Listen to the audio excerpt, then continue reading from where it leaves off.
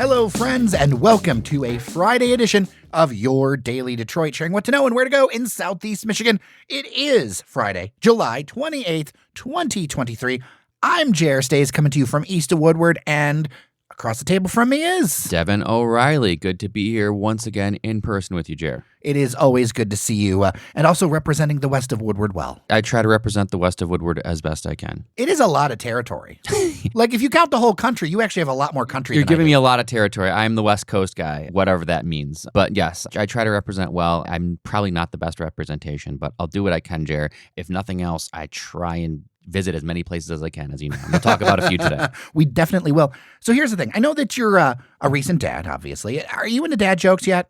No, I haven't gotten there yet. You know what? Instagram, the crazy algorithm is always like suggesting these like dad pages. And I'm just like, come on, really? Like, first of all, how do you know this? And second of all, I don't feel like I'm there yet where I'm just going to be like scrolling through Instagram dad pages with dad jokes and memes and stuff. So I don't feel like I'm there yet. I hope not. But I think maybe it's only inevitable. Okay, so here's one for you. Okay. I was driving around yesterday, and I saw a Tesla with a Canadian license plate, and I realized it's an AV. Like Canada. Oh. It's a Tesla AV. Okay. Yeah, see, Jerry, I'm not ready for that. I'm not ready. No. So where have you been, sir? Well, aside from my usual haunts and hangouts, I actually was doing some wandering about, and I decided I wanted to get lunch in Eastern Market this past week.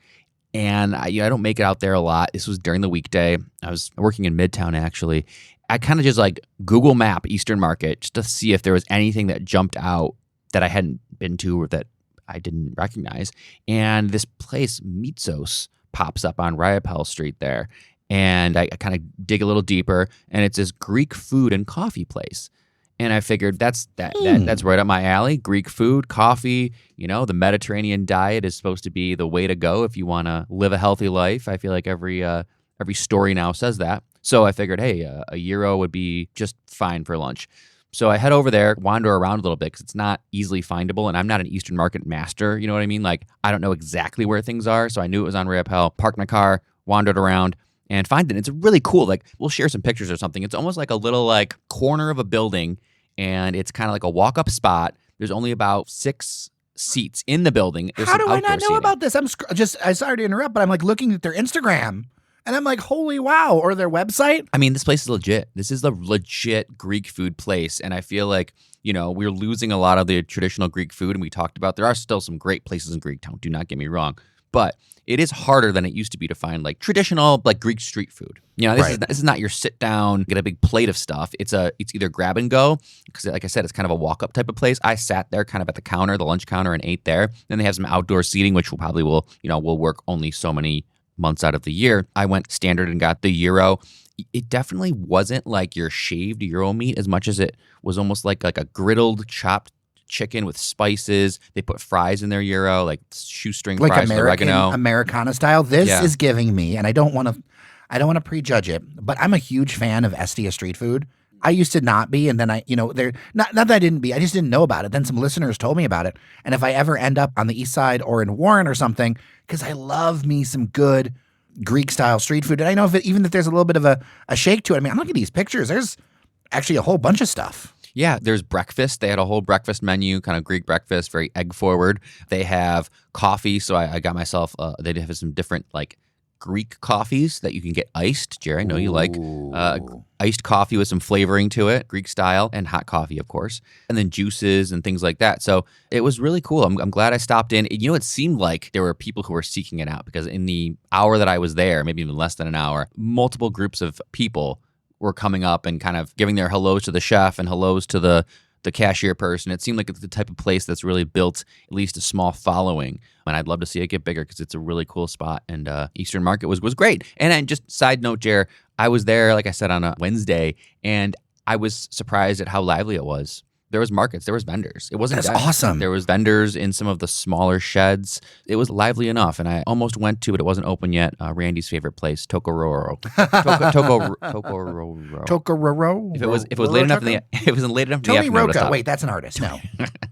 But no, that's still on my list. So I will definitely be back to Eastern Market soon. And if you are in your Eastern Market, check out Mitsos. I am going to. I am looking at this menu. Not only you got the gyros, you've got, a few different sandwiches, but really they've got a whole bunch of salads too, which is a huge thing. Like that's a good salad is sometimes hard to find. I mean, sometimes you want a Cutter's burger, but sometimes you want something a little lighter or healthier. So Eastern Market has anything you want. What about you, Jer? So I tease this a little bit because I have been driven nuts. Not in a bad way, but in Instagram or TikTok, and you see the same group's reels over and over again, whether it's sponsored or not, and it's this guy. And I don't know this guy, all right? This guy is on a food truck, and he's always got words of wisdom, and it's very direct. He's like the Gary Vaynerchuk of, like, food trucks, because he's like, and this is what you need to do. This is how you cut a watermelon for 1,000 people or something. Like, it's ridiculous. It's good, but it's like really like intense, like about these sandwiches, and whether it's words about life or how to cater or something they've got going on, it's always in my like video feeds. So I fell for it. I had to go to Detroit 75 Kitchen. Oh, Jer, I mean, hey, you're a little late to the party. I'm glad you went, but I'm excited to hear about what you thought of it because I've been and I have my own thoughts. So let's go through the story here because I did not know what to expect. And I decided that I wanted to, I need to run some errands west.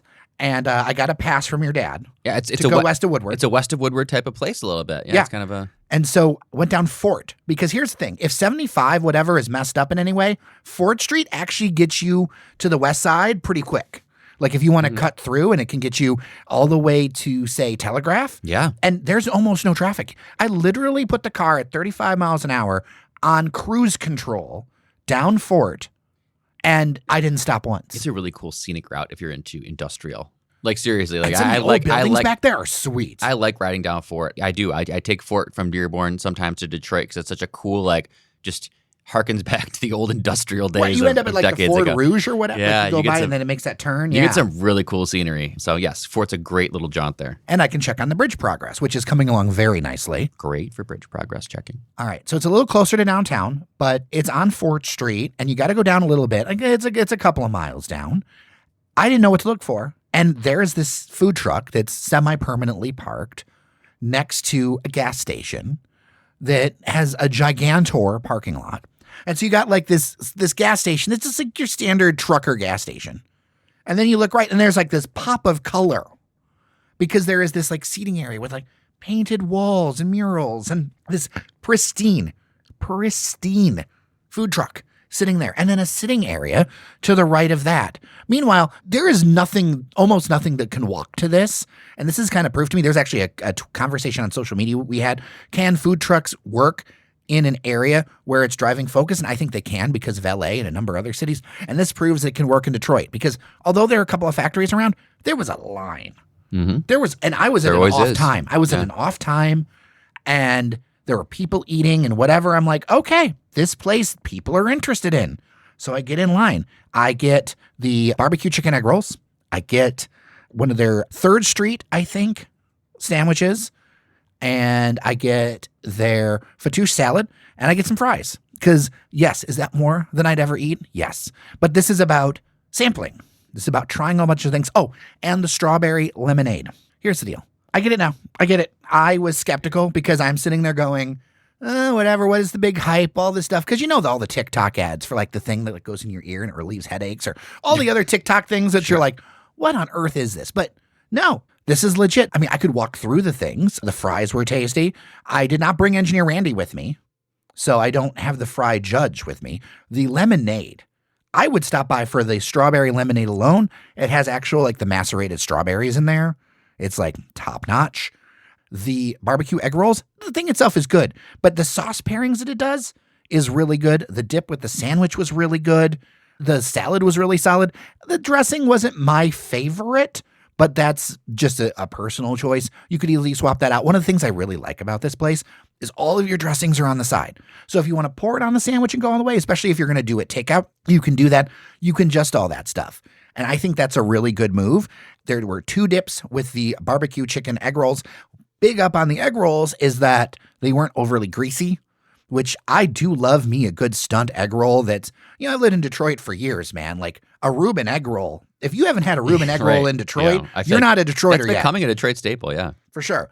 So I will go back. It is one of the best food truck experiences I've had in Detroit, and I see why he's going to be doing that location in Oakland Mall. I come to realize it's actually going to be an even bigger food truck, like a even bigger thing. It's not going to be brick and mortar, but it's going to be a big, big food truck. I think I want to talk to this guy because like he's got all this wisdom. Does it only come in like 20-second things, or like a podcast with this guy's got to be entertaining? Yes, it would be interesting. And they do so many good things. I got the shrimp po' boy. That's kind of one of my favorites when I go. Okay. I've had a few different things, some of the things that you've mentioned already, but that's really good. They've got an elevated fattoush salad if you want to go a little bit lighter. That's what I had. That's what I had. They do catering too. So actually for a work event, it was small. We had like 15, 20 people. They did a catering. So they'll bring food to you. So they're like, they are so much more than a food truck. If you did catering, I think it might only be on the catering menu, but they have this like watermelon dish that's like seasonal watermelon. And then they add like almost like a tahini and like different spices to the watermelon. It's really good. It's got like a spice to it. I watched the Instagram reel like 14 times of this is how you cut a watermelon really fast. There you go. When you mentioned that, like they've got a knack for this stuff. Well, they're really good at utilizing Instagram, which is a great platform for small businesses to kind of get a following. I was just in a like marketing conference or whatever, and they are saying many small businesses are saying they're not even doing websites anymore. The website might be where they do the transaction, maybe. Yeah. But Instagram is the front page for so many places. And I'm trying to do more of that with us. I'm just so used to using it as like a back of the house thing. Like, oh, here's behind the scenes. But I think that, Instagram is a real thing, especially if you want to make money. Right. I mean, at this point, a website for a restaurant is really just the menu. Just throw the menu up there. But I mean, Detroit 75 has gotten accolades. I mean, they were on the list of 38 essential Detroit restaurants. In fact, they were number 2. They were number 3 food truck in the U.S. by Us Weekly. And then for any Barstool fans, Dave Portnoy came and did a Detroit cheesesteak review. And he loved it for Barstool Sports at Detroit 75 Kitchen. So they are starting to get some love. It seems like they're already popular because they always have a line. But, he's very entrepreneurial and they are expanding. Like you said, some different options. I think they've got something with Comerica as well, where they're doing something. Yeah, they're over at Comerica Park now.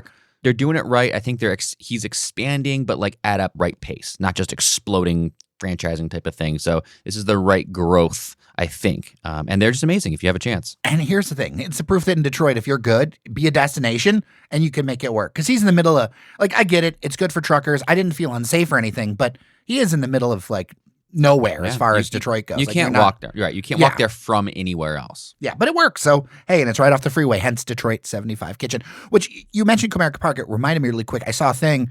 Marrow is actually putting a sausage on the menu over there at Comerica Park. So you're going to be able to get Marrow stuff at Comerica Park now. You know what, Jer? I didn't know you were going to mention that, but I've got a little aside to that as well. That's really interesting. I was at Westbourne Market doing some shopping, and Marrow now has sausages in like the gourmet freezer spot. They've got some of their hot Italian sausages and some of their breakfast sausages. So Marrow is really expanding and doing some retail, which is cool. That's the right thing to do. I think about, do you remember Bee's Lemonade? Mm-hmm, yeah. They had that retail spot for a while. They made so much more money just selling the stuff direct. And I feel like, obviously everyone wants to keep the flagship or whatever, but I feel like if that can take off, that can be a huge thing. That can become the bread and butter. Again, you're going to do only so much sales from people coming up and buying lemonade. How many lemonades can you sell in a day? Maybe 100. But if you have lemonades in, every Westbourne and every Joe Randazzo's or wherever you get your produce and stuff, you've got Bees there, then you're selling hundreds, maybe thousands of lemonades a day. You can really exponentially grow that way. So that is really the ultimate goal, I think, for a small business like a Bees or even a Marrow.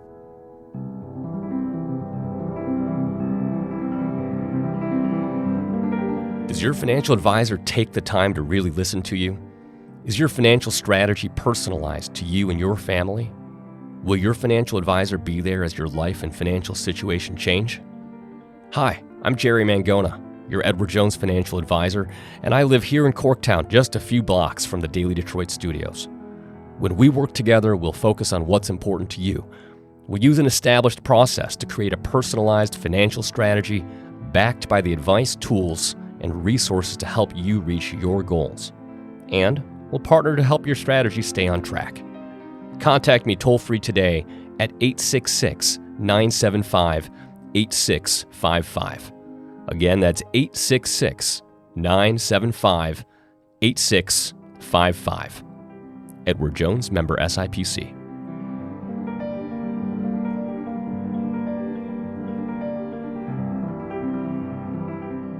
Did you know it was Detroit's 322nd birthday this week? I did, and social media reminded me a lot. With all the buzz I saw, I was thinking 350 or 320. No, 322. They had a big 313th birthday that I took part in. We did scavenger hunts, and I remember Jeff Pierce that. was all over that. So 322, not as big, but I mean, it's a big number.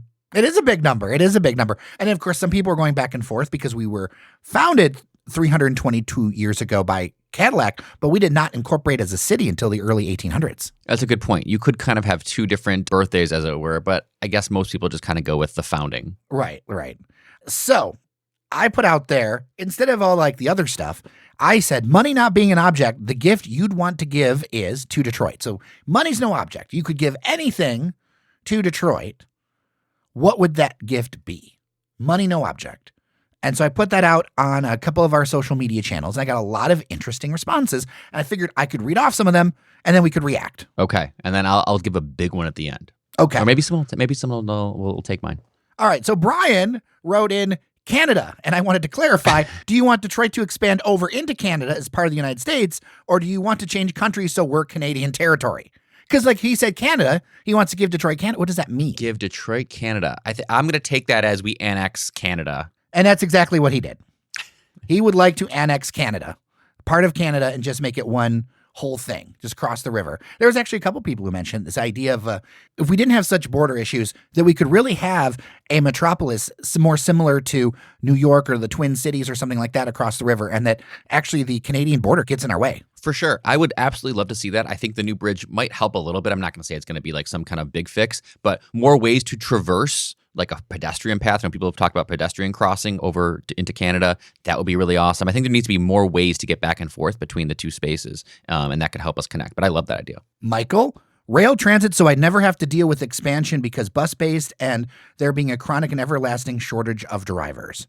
So rail transit's a big thing. I know he lives out in a little bit farther out suburbs, but rail transit, and that's actually a theme that comes up a lot. A lot of people saying they far prefer rail over buses, especially for the longer distances. Say if you're going to go from Detroit to Northville or something like that, as opposed to like a shorter distance. Yeah, sure. I mean, if rail feels more like a modern transportation system, you know your stops, you're usually on a more direct path. Rail tends to kind of just cut through and get directly to somewhere.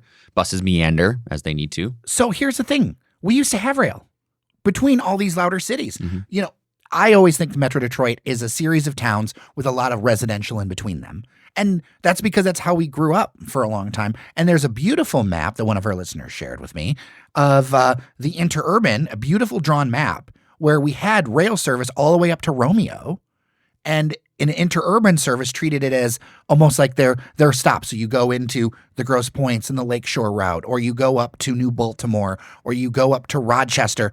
There was actually interurban rails that was separate from our streetcar system that would take you all that distance. And I feel like in some ways, I know rail isn't in the cards for us right now, but I feel like that's an interesting way to approach it. Kind of have hubs in cities instead of trying to pick things up all along the way, slowing everything down. Yeah, I agree. That would be an amazing way to go. And I imagine there's a lot of listener feedback in this that was transportation focused. Oh, for sure. One listener separately wrote in actually about the idea of frequency over distance, being like we should focus on the center and then build out our network or central hubs so we can have very frequent transit instead of it being every hour or 2 hours. Be like, okay, we're going to focus on areas and make it 15 minutes or whatever. So it's something interesting. A world-class aquarium right on the riverfront. That is from James D. What do you think about an aquarium? Would you like some fish on the waterfront? I do. I think that's a great idea. I think that's also a very, I believe it's achievable. I don't know if it'll happen. There are plans for an aquarium for a while. There There are are plans for it. You know what it would take, and we'll see. For future casting here, but I think one of these, either major philanthropic institutions or just one of these major kind of billionaires might bequeath some money to build. I'm just totally making this up. You know what? You're talking about Matt aquarium. Ishbia. Yeah. He could be Matt Fishbia. He could be Matt Fishbia. We need Matt Fishbia to focus on Detroit. I love what he's doing with Pontiac, but he needs to focus on Detroit to get an aquarium across the board here. Michigan Ghostbusters says to lower the car insurance rates to reasonable levels. I love how the question started off as such this big thing, and what people really want are like pretty basic stuff.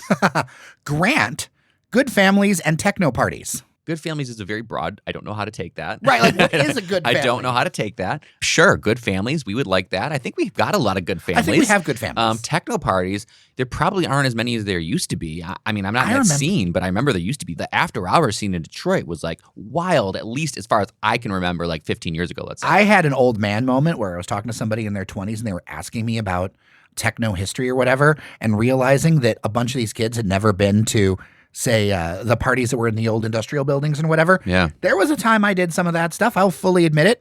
And house music, I'll tell you this, it can't happen anymore. But years ago, I went to this thing called the Backpack Music Festival, and it used to be on Belle Isle, over by the yacht club over there, where the big hammer is, or whatever it is. I don't know if it's a hammer or not. It looks like a hammer.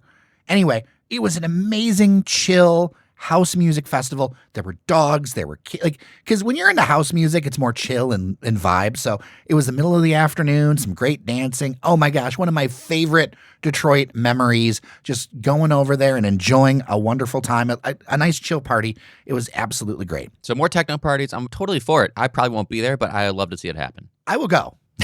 Especially if it's a house party. I'm there. If it's house music, I'm there. Patrick asks for a full Soviet Triangle subway or L system centered on Midtown. What the hell is a Soviet Triangle subway? Well, do you remember years ago when Sven went to Minsk, Belarus? Yes, I do. Right? Which is crazy because it's in the news now. Yeah. Oh, yeah. Not for good reasons either. But you know what works really well in that town? Their subways. But what the heck is a Russian Triangle subway? So Russia, like those kind of Eastern European subways are very direct and very fast. And they go up and down very like dunk, dunk, dunk, dunk. They're very like clockwork. So that's what that is. A very efficient to me. And of course, Patrick can feel free to write in and like correct me if I'm wrong. I like the idea. I think what we're gonna have to work on is the rebranding. I don't think we can call it that if we want to bring it to Detroit. You know? Yeah, that won't work. That won't. No. Anything Soviet, no, that's not going to be a thing. Anonymous eBirder, light rail. Krister is functioning transit system, so we don't need cars to live in Detroit. Squirrels rule. This is on Twitter, so great handles. At least one winning Super Bowl football team in my lifetime. There we go. That's a good one. Of all the things you're going to ask for, though, I think that's an interesting one. Like some people took it extremely serious, and some people are like, I just want a football team. That wins a Super Bowl. I mean, that would be huge. Yes. Robert, another one for an expansive rapid transit of light metro and bus rapid transit within the city limits, as well as expansive regional rail, basically all of the things for transit. Chantel, affordable housing, continued construction of restaurants in neighborhoods outside of downtown, a track somewhere to reduce the drag racing that keeps my people up at night. Cosign on the drag racing track. Yeah, for Cosign. sure. We need to figure out. Really is. We need to figure that out. It shouldn't be that you have to go all the way to the M1 concourse in Pontiac. Yeah. That's dumb. That's not even, Not that M1 is dumb, but that the idea that you have to go that far is dumb. I think it is. It's one of those things where it's going to happen. I mean, people are going to do this, and no matter what city you're in, I feel like it's a problem. I mean, it's a problem in Dearborn. It's a problem in Detroit. It's a problem in, I'm sure, in the East Side. So it's a problem that I think needs to be addressed by giving people more opportunities to have places to go to do this stuff. Nicole, some kind of tax incentive program to plant trees, better transit, a culture of carpooling. Greeting of Detroit has done a ton of stuff with trees over the years. It's been interesting because there's been some pushback in some areas about planting trees. What's the pushback? A lot of people feel like you're bringing trees in and it creates more maintenance work, and they don't want to do that. So there's been some areas of town that really want more trees than some areas of town that don't. That totally depends on the community that you're in. And I think that one of the great things about living in this metropolitan area is that you can find some of the best, seriously, Jared, some of the best tree cities in the country are in this area. Think of Ann Arbor. Dearborn's a great tree city. If you're really into the tree culture, then you can find your niche. And even some neighborhoods in Detroit are great tree communities. Pastor John, a winning sports team. So any winning sports team. I'll take anything. I would be more specific. I think winning is like a winning record. That's not enough. We can have a winning record if we fall on our faces in the playoffs. DCFC has a winning record right now. I think what John probably means is like to win a major championship. Now that would be great. I'm going to push back on the pastor here and say, if this is your thing, you have a direct line, pastor. Right? Like, of all of us, you need to be advocating like that. Throw that in with all the other offers. If team in the playoffs, we might have to bring Pastor John in to the studio and hold some kind of a prayer circle for them. We'll do like a multi-religion thing. Yes. We'll bring in everybody. We'll throw everything at it. Iffy the Dopester, a much improved school district so families would consider moving to the city. That's what I was going to say. I didn't know how I was going to necessarily say it, whether it be just a massively improved school system. I was going to say, again, money's no option. Rebuild every single DPS school anew and optimize it for modern education. Just give them new schools. Pay the teachers? Pay the teachers, X amount, increase pay by 50% for teachers and build every single DPS school brand new. And I think that would just be incredible leaps and bounds for education system. I know transit and education kind of goes back and forth. Far more like talking about transit, but I feel like education will get us there. I think education is more important. And I'm going to say that, Jared, because I do think that an education system in Detroit, a really quality education system in Detroit, brings people more than transit, because what you'll get is these suburban people who, again, I'm just saying it, Jared, people like me. I love transit. I don't actually need transit. I don't really use it. But you know what? Education is going to become important for almost anybody who, has children or thinking about having children. Or businesses that are wanting to hire people. Businesses. Even if you don't have kids. So please do not take this as an anti-transit thing. It's not. It's a literal internet, But Devon. I'm saying more importantly, I believe that at the crux of the issues of Detroit is the education system. And to greatly improve that would be, I think, something that changes Detroit more than anything else. I'll put a pin in that because I want to say I've had a number of listeners who have been actually very happy with their DPS schools recently. I'm going to at some point get them to talk on the record, but there have been a number of parents who have been basically because in DPS, you can be in your neighborhood school. A lot of times with elementary schools, you can go to different schools.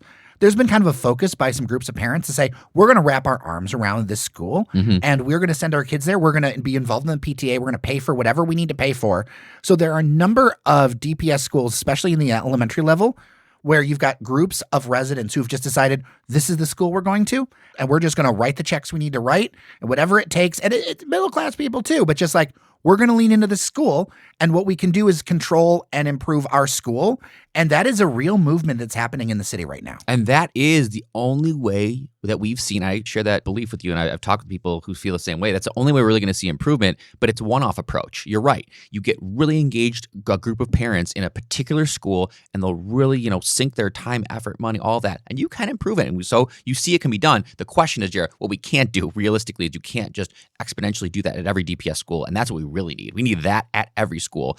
It strikes me as, getting in, now in my mid-ish 30s, man, the amount of people I know, friends and just acquaintances who are literally basing their entire life movement, where they're moving, where they're taking their family, where they're buying houses. It's not the tax rates. And it's not transit. I'm sorry. It's not transit, no. It's the school district. That literally the number one on their list is where is the best school district for my kids, and that's where they're moving. So people, I'll say vote with their feet, whatever you want to call it. That more than anything else is our metropolitan big hairy problem is the school district. To be honest, Detroit, although it gets a lot of coverage, there are a number of districts that are facing issues in Metro Detroit. So I'm just putting that out there, that it is definitely a different thing than even 20 years ago or whatever. There have definitely been some changes. So yeah, put me down for another vote for school system. Damon, neighborhood love, revitalization across all 142.9 square miles. So he's counting the water when you do 142.9 square miles. So revitalization of the water too. So I didn't add that, but I figure that usually it's 139.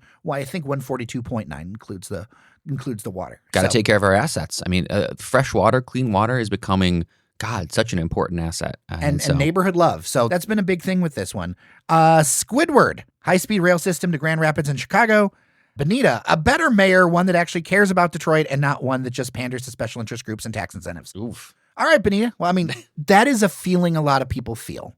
When I talk to my neighbors, there is a feeling like when they walk their dog, they have to go around trash and other things that gets picked up in other areas. We can't ignore that that's a feeling out there. So whether or not we agree or not, it's out there. Got an election coming up in a couple of years here. We'll see. Yeah, we'll see. That's the whole thing. At some point, I mean, he's been in office a long time. We'll start the pontificating now. I'll tell that listener that I don't think he'll be around after this next election. I don't think so either. We'll see, but I don't think so either. All right, Jeff, a RoboCop statue. Well, it's somewhere. Where the heck is the RoboCop statue? I think it's supposed to be near this done is now. the most long-walked thing. It was going to be at the Michigan Science Center. Yeah. I confirmed it was supposed to be there. Now I heard it's going to be an Eastern Market somewhere. It exists. It's just waiting for someone to put it up. I mean, geez, this is the most realistic one. Someone go find the statue. Where is it and when is it going up? That is a question. Every once in a while, everyone's like the RoboCop statue. People are fascinated. So it's interesting. James, thriving neighborhoods. William, more and better trained police, better schools, more progressive alternatives to remediate blight and repurpose vacant land. These things would ensure a stronger future for the place. And of course, adding on after school activities and such. Keeping going here. Justin, vast amounts of 3-bedroom housing, 3+ bedroom housing, because he feels like there's not enough housing for families in the city. That actually has come up in front of city council recently. I don't think we should stop building smaller stuff, but I feel like it requires, we can do an and strategy. One Yeah. council member, I think, was like, we need to only encourage 2 and 3 bedrooms. And I think there needs to be an and. I mean, Detroit's such a big place. Yeah, it's the issue with price point type of thing where like all these, you build a 3-bedroom in a developer's mind, 3-bedroom equals $3 signs, you know what I mean? And I think that's the disconnect is affordable 3-bedroom is I think what this person wants. Well, what we really need to do is crack a housing affordability as far as how we build them in the city. And I think we need to come up with some new and other than incentive programs to make that happen. We really need to rethink that, but that could be a whole episode. More green space near downtown.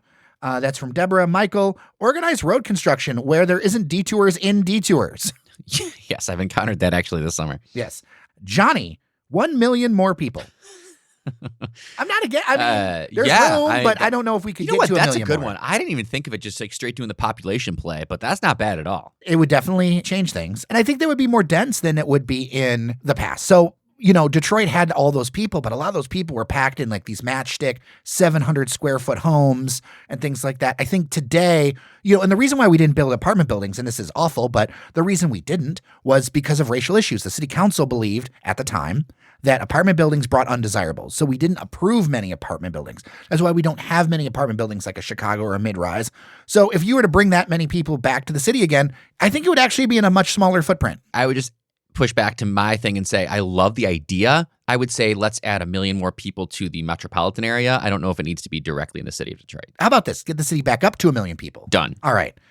Mickey, a public transportation system that works for residents. I'll share. That's a friend of the show, Mickey Lyons. And then a lot of people are like, beat me to it. Tons of likes on that one. So there you go. Those are the wishes for Detroit. If you've got wishes, money, no object, dailydetroit@gmail.com or 313-789-3211. That was fun, Devon. That was great. And we definitely got some common themes there, some interesting ones that I hadn't thought of, some ones that I think a lot of people think about, and we will see. I think these are issues that no one's going to stop thinking about. I mean, you're going to see movement on them as we go forward. That's what the show is all about. I mean, honestly, like the topics that you just threw out there are literally the crux of the show and what we talk about, I think. So more to come on them. For sure. All right. As always, thank you so much for listening. Quick reminder, we are almost near the end of the period for the podcast awards. Nominate us for Best News and Politics category. Devon, I know you're on board with trying to see if we can get into the finals for this. Oh, of course. Vote as much as you can. Are you allowed to vote multiple times? No. I don't want to encourage. Tell your friends to vote, though. Tell your friends to vote. Tell everyone you know. Tell your dog to vote. Vote away. News and politics. Because we put this out on Instagram and Twitter. It's like, what are we? And we get so many colorful answers.